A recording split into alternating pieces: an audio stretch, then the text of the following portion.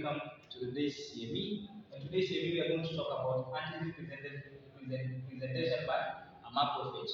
In our previous video, when we were looking at acute inflammation, specifically the cellular events, we talked about the macrophage.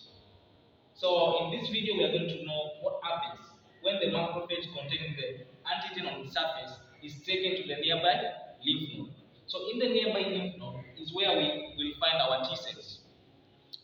So once the macrophage has processed the pathogen or the bacteria, it then presents the bacterial antigen on the surface through a molecule known as the MHC2, known as major histocompatibility complex 2.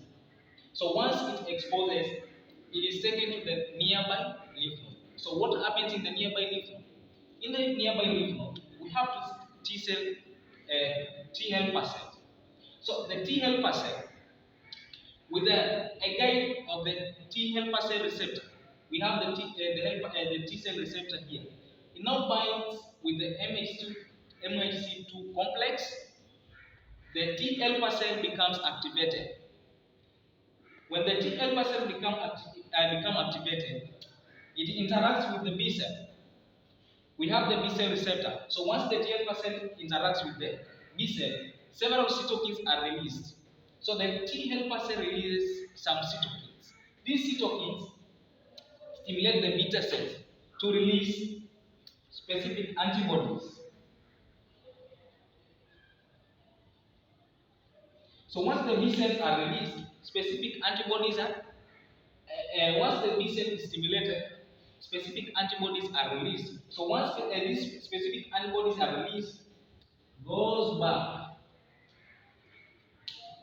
to break down or to fight the antigen.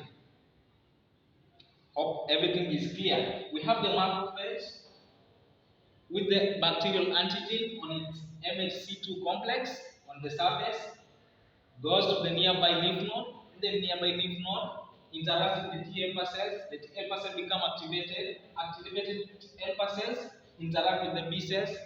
B cells become activated. Several cytokines are released. The cytokines stimulate the B cells to release specific antibodies. Antibodies go back and lyse or break down the bacterial antigens. So once the bacterial antigens are released, they are carried to the lymphatic system and expelled.